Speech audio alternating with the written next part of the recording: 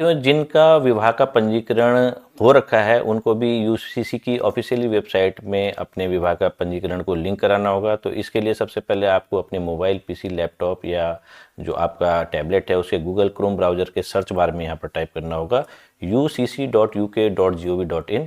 और जैसे आप इसको सर्च करते हैं तो आपके पास कुछ इस प्रकार का इंटरफेस आ जाता है। जिन साथियों ने इससे पहले अपना लॉगिन आईडी बना दी है, पासवर्ड बना दिया है, उनको यहाँ पर लॉगिन कर देना है। और जो साथी पहली बार यूसीसी की वेबसाइट में प्रवेश कर रहे हैं उनको साइन अप करना होगा। तो साइन अप करने का तरीका हमने अपने पिछले वीडियो में आपको बता दिया है कि साइन अप आपको किस प्रकार से करना होता है। तो यहाँ पर जिन साथियों की लॉगिन आईडी बन चुकी है वो यहाँ पर क्लिक कर देंगे लॉगिन आईडी पे, और जैसे आप क्लिक करते हैं यहाँ पर आपसे सूचनाएं मांगी जाएगी। यूसीसी लॉगिन आईडी मांगी जाती है, पासवर्ड मांगा जाएगा और यहाँ पर कैप्चा कोड भर के आपको इसको लॉगिन करना होता है। तो हम इसको अपनी डिटेल भर देते हैं इसमें।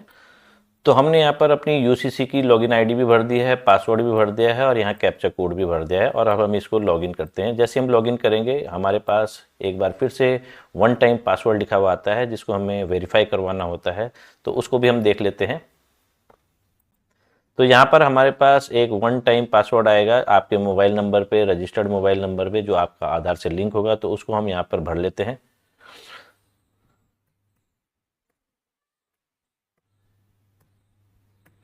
और इसको हम वेरीफाई कर लेते हैं, वेरीफाई ओटीपी। जैसे आप वेरीफाई करते हैं तो हमारे पास कुछ इस प्रकार का इंटरफेस आता है। आप यूसीसी की ऑफिशियली वेबसाइट में लॉगिन कर जाते हैं और यहाँ पर सबसे टॉप में आप देखेंगे हमारे को 3 प्रकार के विकल्प दिखाई दे रहे होंगे। एक विकल्प ये है रजिस्ट्रेशन ऑफ मैरिज और एक्नॉलेजमेंट ऑफ रजिस्टर्ड मैरिज। जिनकी शादी हो रखी है और उनका रजिस्ट्रेशन भी हो रखा है उनके लिए भी यही वाला विकल्प है, और जिनकी शादी हो रखी है और उनका आज तक रजिस्ट्रेशन नहीं हो रखा है उनके लिए भी यही विकल्प है। इसके अंदर भी आपको 2 विकल्प देखने को मिलेंगे। बारी बारी से हम इसको भी देख लेते हैं वो विकल्प क्या क्या होंगे। तो यहाँ पर हमें इसको क्लिक कर देना है। अप्लाई नाउ में हम क्लिक करते हैं और अप्लाई नाउ में देखिए 2 विकल्प हमारे पास आ गए हैं। तो ये जो दूसरा विकल्प है ये है उनके लिए जिनका मैरिज का सर्टिफिकेट ऑलरेडी बना हुआ है, लेकिन उनको यहाँ पर उसको एक्नॉलेज करना होगा कि हमारा मैरिज सर्टिफिकेट बना हुआ है। समस्या ये है कि ये सेम प्रोसेस इसमें भी वही है जो इस प्रथम चरण में है। जिनका पहली बार मैरिज का सर्टिफिकेट रजिस्ट्रेशन होना है उनके लिए भी वही प्रोसेस है और यहाँ वालों के लिए भी वही प्रोसेस है। इसमें एक चीज़ और ऐड हो जाएगी कि आपका जो मैरिज सर्टिफिकेट है उसको अपलोड भी करना होगा, उसका रजिस्ट्रेशन नंबर भी लिखना होगा। तो इसको अब हम देख लेते हैं कि ये किस प्रकार से आप करेंगे इसमें। यहाँ पर हम अप्लाई नाउ में क्लिक कर देते हैं और अप्लाई नाउ में क्लिक करने के बाद हम आगे बढ़ते हैं। तो यहाँ पर आप देखेंगे ये फिर से वही स्टेप आ गए हैं जो अभी जिनका पहली बार रजिस्ट्रेशन होना है उनके लिए भी यही था। रजिस्ट्रेशन डिटेल आएगी, फिर उसके बाद जो अधिकारी आपका यहाँ पर ये इशू करेगा उसकी डिटेल आएगी, डिटेल ऑफ हस्बैंड आएगा, डिटेल ऑफ विटनेस आएगी और कई इसमें डिटेल्स आती जाएंगी। तो इनको हम बारी बारी से देखेंगे कि इनमें क्या क्या डिटेल आ रही है। तो एक एक करके हम आपको बताने का प्रयास करते हैं कि इनमें डिटेल्स आखिर क्या क्या आएगी। एक एक करके इसको भरने का प्रयास करते हैं और लाइव डेमो के माध्यम से आपको दिखाने का प्रयास करते हैं। सबसे पहले वेदर देयर आर मल्टीपल। अगर आपको ये समझ में नहीं आ रहा इंग्लिश में तो आप यहाँ पर से लैंग्वेज का सिलेक्शन करेंगे। तो यहाँ पर आपने लैंग्वेज का सिलेक्शन कर देना है और इसको हिंदी चुन सकते हैं आप। यहाँ पर आपने हिंदी चुन लिया है। रीलोड के लिए बोलेगा, कोई बात नहीं, लेकिन ये आपका लॉगिन रहेगा ऑलरेडी। और ये जो अब पेज आ जाएगा ये हिंदी में आ जाएगा। तो अब इसको आप अगर आसानी से समझ पाएँ हिंदी में तो वो समझ सकते हैं। अगर आपको इंग्लिश में ज़्यादा समझ में आता है तो आप इंग्लिश भाषा का भी चयन कर सकते हैं और अन्य भाषाएं जो भी हैं उनका भी आप चयन कर सकते हैं यदि आप अन्य भाषाओं को समझते हैं। यहाँ पर देखें हम क्या विवाह में कई पति पत्नी हैं जिन्हें स्वीकार किया जाना है। तो ये विकल्प देख लीजिए कि एक तो हाँ विकल्प है, एक नहीं है। तो इसमें केवल एक पति और एक पत्नी है तो इसमें आप नहीं का चयन करेंगे। यदि किसी अन्य धर्म में 2 या 2 से अधिक पत्नियों का प्रावधान किया गया है तो उसमें आप हाँ कर देंगे, अन्यथा की स्थिति में हिंदू धर्म में आप नहीं करेंगे। क्या ज्ञापन संयुक्त रूप से प्रस्तुत किया जा रहा है या अकेले। तो चूंकि ये कंबाइंड रूप से किया जाएगा, दोनों की सहमति से किया जाएगा, इसलिए इसको आप संयुक्त रूप से में क्लिक करेंगे। अब यहाँ पर आपको शादी की तारीख लिखनी है कि आपके विवाह कितनी तारीख को हुआ था। तो हम यहाँ उदाहरण के लिए लिख देते हैं कि कोई शादी यहाँ पर जो हुई है वो वर्ष 2012 में हुई है, 2010 में हुई है, 2011 लिख देते हैं, दिसंबर का महीना लिख देते हैं और 6 तारीख लिख देते हैं कि इस तारीख को ये विवाह हुआ है। विवाह किस अधिनियम नियमों के तहत पंजीकृत है। अब ये महत्वपूर्ण है, ये देखेंगे आप कि उत्तराखंड अनिवार्य विवाह पंजीकरण अधिनियम 2010 या ये जितने भी आप देख सकते हैं, इनमें यदि आपका जो मैरिज रजिस्ट्रेशन हो रखा है, शादी का जो आपका रजिस्ट्रेशन कार्ड है, उसमें ये देख लेंगे कि किस अधिनियम के तहत आपका विवाह का पंजीकरण हो रखा है, रजिस्ट्रेशन हो रखा है।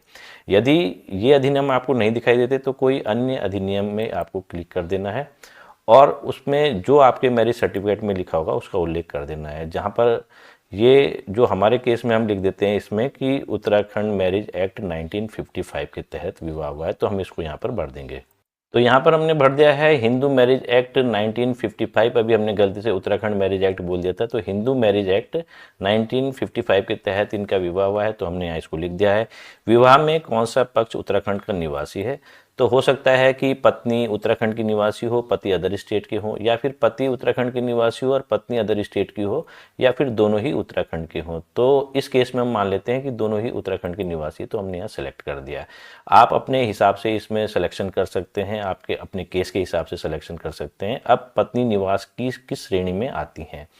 अब यहाँ पर पहले पत्नी का एक विवरण आएगा, यह बताने के लिए निम्नलिखित श्रेणी में से एक का चयन करें। तो ये कुछ श्रेणियां दे रखी है, इनका चयन करना है आपको, तो इनका अध्ययन कर ले आप बारी बारी से। इस संबंध में राज्य सरकार द्वारा जारी अधिसूचना के तहत स्थायी निवासी हैं, तो उसका चयन कर लेंगे। राज्य सरकार या उसके उपक्रमों संस्थानों का स्थायी कर्मचारी हो, तो जितने भी ये विकल्प हैं इनमें से किसी एक पर आपको क्लिक करना है कि आप इनमें से किस विकल्प की ओर जाना चाह रहे हैं। तो यहाँ पर इस कंडीशन में हम ये मान लेते हैं कि इस संबंध में राज्य सरकार द्वारा जारी अधिसूचना के तहत स्थायी निवासी हैं, तो हमने इसको क्लिक किया। तो अब यहाँ पर स्थायी निवास का प्रमाण चुनें कि किस प्रकार का स्थायी निवास है इनका, अधिवास प्रमाण पत्र या मूल निवास प्रमाण पत्र या फिर स्थायी निवास प्रमाण पत्र। तो हमने यहाँ पर इस कंडीशन में स्थायी निवास प्रमाण पत्र को चुन लिया है और इसको अपलोड भी करना है। तो अपलोड करने के लिए पहले से आप स्थायी निवास प्रमाण पत्र की फ़ोटो को खींच के रखें, उनके फाइल की साइज़ को मैनेज करें, 100 KB से कम करें। तो यहाँ पर हम अपलोड करने का तरीका बता देते हैं। इसमें आपको क्लिक करना है और आपके मोबाइल, PC, लैपटॉप या जो आपका टैबलेट है उसके डेस्टिनेशन में, जिस डेस्टिनेशन में आपने वो फ़ोटो खींच के रखी होगी उसको क्लिक करके यहाँ पर ओपन कर देना है, तो ये यहाँ पर सेव हो जाएगी। तो इस प्रकार से अब पति की भी निवास की श्रेणी का डिटेल आपको करना है, यह बताने के लिए कि पंजीकृत पति निम्नलिखित श्रेणी में से किसका चयन करेगा। तो यहाँ पर इसको फिर से आप अध्ययन कर लें बारीकी से कि इनमें आप किस कैटेगरी में आते हैं। जिस भी कैटेगरी में आएंगे उसका आप चयन कर लेंगे। मान लिया कि इस केस में हम पहली ही कैटेगरी का चयन कर लेते हैं कि ये उत्तराखंड के स्थायी निवासी हैं।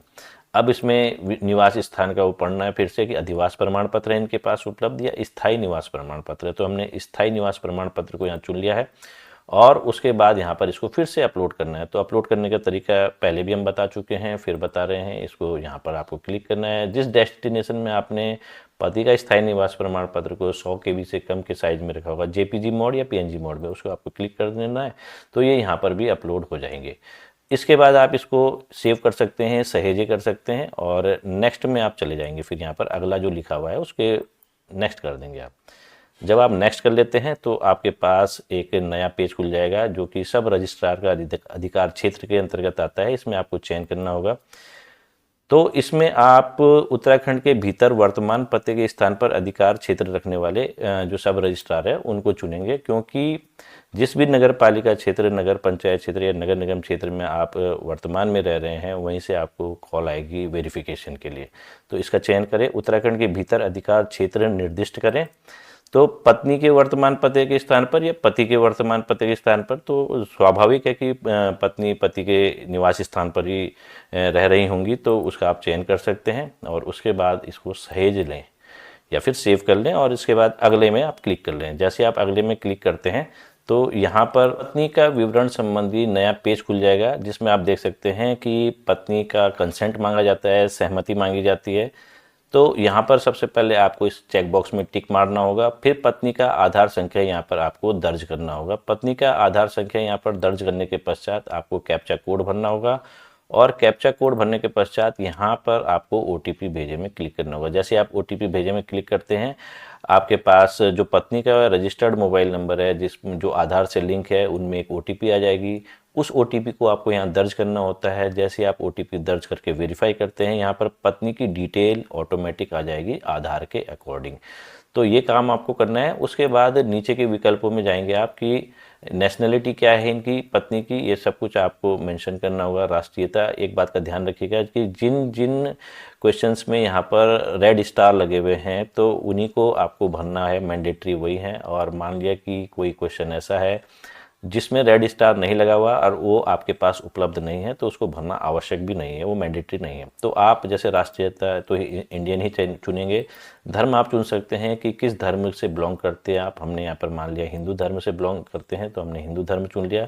आप अपने रिलीजन के अनुसार इसका चयन कर सकते हैं। श्रेणी चुन सकते हैं जनरल कैटेगरी में, SC ST OBC, तो हमने यहाँ जनरल कैटेगरी में चुन लिया है। आयु प्रमाण पत्र के लिए दस्तावेज चुने तो ये 4 प्रकार के दस्तावेज यहाँ पर उपलब्ध हैं। जन्म प्रमाण पत्र, 10वीं कक्षा की मार्कशीट, पैन कार्ड और पासपोर्ट, इनमें से किसी एक का आप चयन कर सकते हैं और उसको अपलोड भी करना होगा। ये पत्नी का विवरण चाह रहा है। तो मान लिया कि आपके पास 10वीं कक्षा की मार्कशीट है पत्नी की, तो उसमें आपको क्लिक कर देना है। जिनके पास यहाँ पर पैन कार्ड है तो पैन कार्ड का भी चयन कर सकते हैं और उसके बाद आप यहाँ पर इसको अपलोड करेंगे। तो अपलोड करने का तरीका आपको पता ही है कि आपको किस प्रकार से अपलोड करना है। उसके बाद संरक्षक का प्रकार चुन लेते हैं, माता पिता हैं या कानूनी संरक्षक है, तो हमने माता पिता को चुन लिया है। पत्नी का मोबाइल नंबर, ये भी मैंडेटरी है, तो पत्नी का वाला मोबाइल नंबर आपको लिखना है जो आधार से लिंक होगा। और पत्नी का जो अल्टरनेट मोबाइल नंबर है ये मैंडेटरी नहीं है, इसमें रेड स्टार नहीं लगा हुआ, तो इसको आप स्किप कर सकते हैं, छोड़ सकते हैं। ऐसी पत्नी की ईमेल आईडी भी है, इसको भी आप स्किप कर सकते हैं, छोड़ सकते हैं। पत्नी के माता पिता का विवरण, तो माता का नाम यहाँ पर मैंडेटरी है तो इसको आपको लिखना होगा।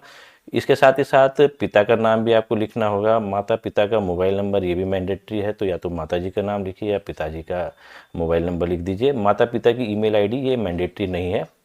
पत्नी के माता पिता का पता, किस राज्य से बिलोंग करते हैं, आप अपनी कंडीशन के हिसाब से, जो आपकी कंडीशन है उसके हिसाब से इसका चयन कर लेंगे। डिस्ट्रिक्ट कौन सा है, तहसील कौन सी है, पिन कोड यदि आप भरना चाहें तो ठीक है, अन्यथा ये मैंडेटरी नहीं है। पूरा पता और लैंडमार्क, स्थल चिन्ह भी आ जाएगा। क्या पत्नी के माता पिता से कोई उत्तराखंड का निवासी है, ये भी मैंडेटरी नहीं है, तो इसको आप चयन ना करें। पत्नी का वर्तमान पता, अब ये वर्तमान पता, प्रेजेंट पता क्या है उसको आप यहाँ पर उल्लेख कर दें। राज्य, जिला, तहसील, पिन कोड, ये सब कुछ जो भी सूचनाएं हैं। और पत्नी का स्थायी पता, इसको भी आप यहाँ पर मेंशन कर लें। यदि आपने आधार कार्ड में पते को चेंज करा दिया है तो आप जो आधार कार्ड के अकॉर्डिंग नया पता है, जो स्थायी पता बन चुका है आफ्टर मैरिज, तो उसको आप यहाँ लिख सकते हैं। और यदि अभी आपकी नई नई शादी हुई है तो पत्नी का ऑब्वियसली अभी इतनी जल्दी जो आधार कार्ड है उसमें पता संशोधित नहीं हो पाया होगा, तो आप आधार कार्ड के अकॉर्डिंग यहाँ पर पता लिख सकते हैं। इसको भी आप सेव कर लें और नेक्स्ट में चले जाएँ। जब आप नेक्स्ट में चले जाते हैं तो यहाँ पर पति का विवरण, सेम वही प्रोसेस है जैसे पत्नी का विवरण था वैसे ही पति का भी विवरण है।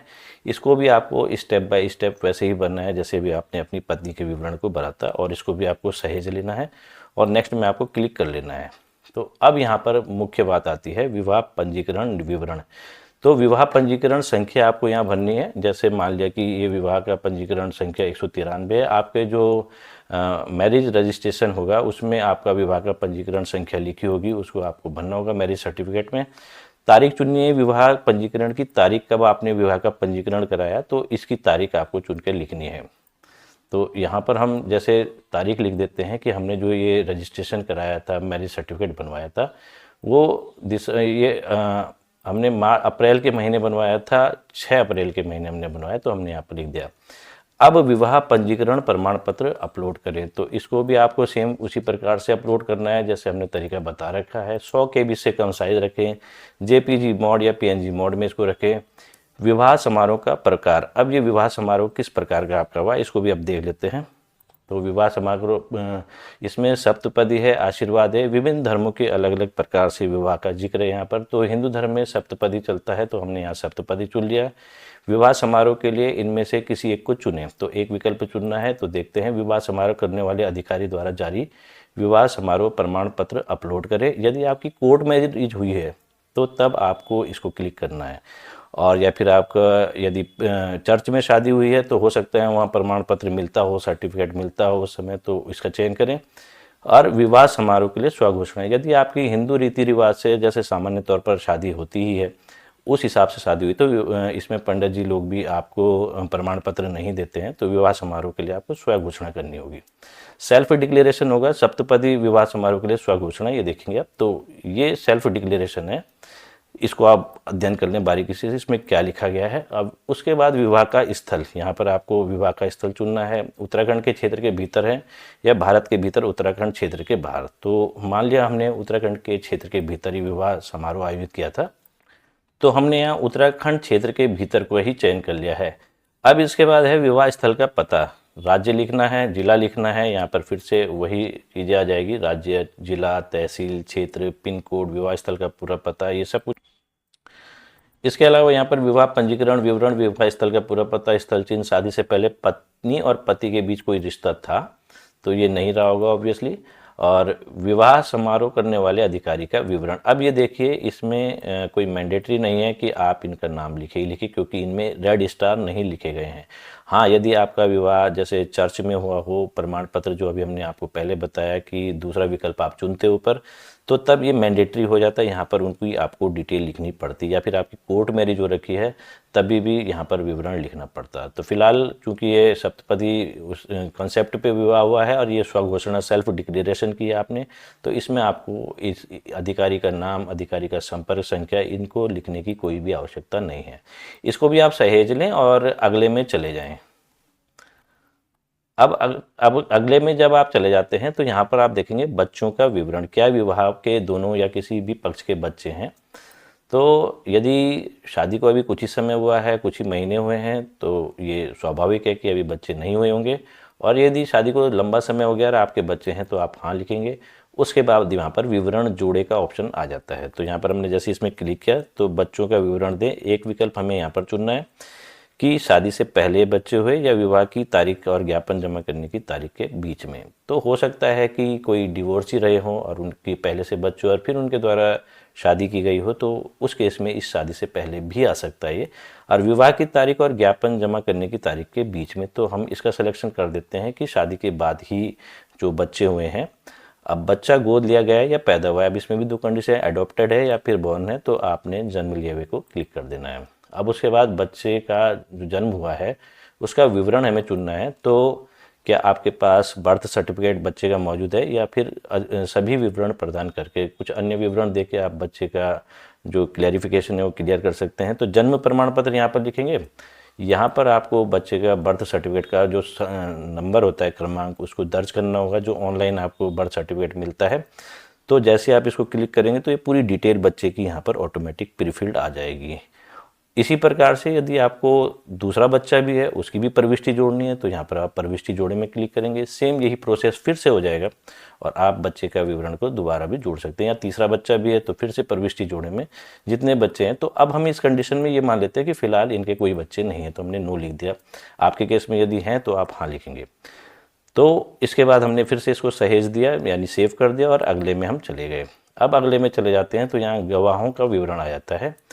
ये देख सकते हैं आप कि गवाह विवरण, तो इसमें भी आधार बेस इनका पहले क्लेरिफिकेशन होता है, वेरिफिकेशन होता है। तो यहाँ पर पहले गवाह के लिए हमने चेक बॉक्स में टिक मारा। उसके बाद यहाँ पर जो पहला गवाह है उसकी आधार संख्या लिखनी है और उसके बाद कैप्चा कोड भरना है। कैप्चा कोड भरने के बाद OTP भेजे में क्लिक करना है। तो उनके जो रजिस्टर्ड मोबाइल नंबर है जो आधार से लिंक है उसमें एक मैसेज आएगा, OTP आएगा, उसको यहाँ पर वेरीफाई करना होगा। जैसे आप वेरीफाई करेंगे तो ग्राहक का नाम यहाँ पर रेडीमेड आ जाएगा, ऑटोफिल्ड आ जाएगा। संपर्क सूत्र भी लिखना है, उनका जो मोबाइल नंबर है जो कि आधार से लिंक है वो वाला लिखना है। और उसके बाद यहाँ पर रिकॉर्डिंग शुरू करें, इसके ऑप्शन में आपको क्लिक कर देना है। तो जैसे आप रिकॉर्डिंग शुरू करेंगे तो यहाँ पर जो वेबकैम होगा या फिर आपके मोबाइल से काम कर रहे हैं, टैबलेट से काम कर रहे हैं, तो उसका फ्रंट कैमरा खुल जाएगा, वरना PC और लैपटॉप में आपका वेबकैम खुल जाएगा और रिकॉर्डिंग शुरू हो जाएगी। अब जैसे यहाँ पर वीडियो रिकॉर्ड करने में त्रुटि इसलिए है कि अभी हमने जिनका विवाह हो रहा है उनका नाम ही सेव नहीं किया हुआ है कि उनका नाम क्या है। यदि उनका नाम सेव हो जाता तो यहाँ पर आपका वेबकैम खुल जाता, और वेबकैम खुलने के बाद इस प्रकार से यहाँ पर एक कैमरा खुलता है और नीचे टेलीप्रॉम्प्टर में आपको कुछ वर्ड दिए जाते हैं यहाँ पर लिखने के लिए, पढ़ने के लिए दिए जाते हैं। तो हिंदी का चयन करेंगे तो हिंदी में आसानी से पढ़ा जाता है और वही आपको पढ़ के बोलना है, तो आपकी वीडियो रिकॉर्डिंग यहाँ पर सेव हो जाएगी। तो एक गवाह की यहाँ पर वीडियो रिकॉर्डिंग इस प्रकार से आप सेव कर सकते हैं। इसी प्रकार दूसरे गवाह की भी सेम यही प्रोसेस होगा। गवाह नंबर 2 का पहले आधार के आधार पर इनका जो वेरिफिकेशन है वो होना है और उसके बाद यहाँ पर वीडियो रिकॉर्डिंग शुरू हो जाएगी। तो दोनों गवाहों की रिकॉर्डिंग के समय गवाहों का फ़ोन नंबर भी मौजूद होने चाहिए जो आधार से लिंक हो, और साथ ही साथ जो गवाह हैं वो पढ़ने में सक्षम हो। अनपढ़ को यदि आप लाएंगे तो पढ़ नहीं पाएंगे, तो गवाहों को कम से कम या तो इंग्लिश पढ़नी आती हो या हिंदी कम से कम पढ़नी आती हो, वो भी फ्लो से, क्योंकि इसका भी समय निर्धारित है कि इतने समय के अंतर्गत इस वीडियो रिकॉर्डिंग को हमें करना है। ये प्रोसेस होने के बाद आप इसको सहेज लें, सेव कर लें और फिर नेक्स्ट में चले जाएं। नेक्स्ट में जाने के बाद अब आपके पास आता है पत्नी की पासपोर्ट साइज़ की फ़ोटो। तो इसको भी आप देखिए लिखा हुआ भी है पीएनजी मोड में या जेपीजी फ़ोटो अपलोड कर लें और 100 KB से कम की साइज़ में करिए। बार बार हम बोल रहे हैं आपको। पति के पासपोर्ट आकार की तस्वीर, इसको भी आप सहेज के रख लें, और जोड़ी की तस्वीर जो आप दोनों की कंबाइंड फ़ोटो है उसको भी आप यहाँ पर रख सकते हैं। लेकिन जोड़े की शादी की तस्वीरें ये मैंडेटरी नहीं है। ये देख सकते हैं विवाह आमंत्रण पत्र, ये भी मैंडेटरी नहीं है। ये उनके लिए है जिनका विवाह 27 जनवरी 2025 के बाद संपादित हो रहा है, तो उनके लिए यहाँ पर स्टार आ जाएगा, रेड स्टार। विवाह आमंत्रण पत्र, शादी का कार्ड भी इनके लिए अनिवार्य हो जाएगा। और रेड स्टार है, यदि आपके उस केस में नहीं आ रहा है तो इसको आप स्किप कर दें, इनको बिल्कुल भी ना भरें और इसको फिर से सहेज करके अगले में चले जाएँ। अगले में जाने के बाद आपके पास सेल्फ डिक्लेरेशन की घोषणा आती है। फिर से यहाँ पर आप इनको बारी बारी से टिक लगाते रहें, और टिक लगाने के बाद जब आप नेक्स्ट में जाते हैं तो आपके पास फिर से फ़ीस का ऑप्शन आता है कि आपसे फ़ीस का कंसेप्ट भरवाया जाता है। इसकी फ़ीस 50 रुपये रखी गई है, 50 रुपये, या इससे अधिक भी हो सकती है, क्योंकि ये यूसीसी के पोर्टल पे निर्भर करता है कि वो समय समय पे हो सकता है फ़ीस को घटा बढ़ा भी सकता है। लेकिन जब ये वीडियो बन रहा है तो उस समय 50 रुपये इसकी फ़ीस होगी। फ़ीस के ऑप्शन में जाके आप जब प्रोसेस करेंगे तो आपके पास फ़ीस को भरने के कई विकल्प आ जाएंगे ऑनलाइन तरीके से, जिसमें नेट बैंकिंग शामिल होगी और आपका गूगल पे के माध्यम से भी आप इसको भर सकते हैं। विभिन्न तरीके होंगे, जो भी तरीका पेटीएम के माध्यम से, जो भी तरीका आपको सूटेबल लगे उस तरीके से आप इसका पेमेंट कर सकते हैं। पेमेंट करने के बाद आपके पास एक रिसिप्ट को डाउनलोड करने का ऑप्शन भी आएगा, तो उस रिसिप्ट को आप डाउनलोड कर दें और जब आपके होम पेज में यहाँ पर आपके पास एक कंफर्मेशन की कॉल आ सकती है आपके वेरिफिकेशन की छोटी सी, जिसमें आपसे कुछ सूचनाएं मांगी जा सकती है, और उसके बाद यहाँ पर कहीं पे आपको इस कोने पे पीडीएफ डाउनलोड करने का भी ऑप्शन दिखाई दे जाएगा, जिसको आप क्लिक करके पीडीएफ डाउनलोड कर सकते हैं अपने मैरिज सर्टिफिकेट का। तो इस प्रकार से आप जिनका मैरिज सर्टिफिकेट ऑलरेडी पहले से बना हुआ है वो जाके अपना जो मैरिज सर्टिफिकेट है उसको एक्नॉलेज कर सकते हैं, उसको लिंक करा सकते हैं।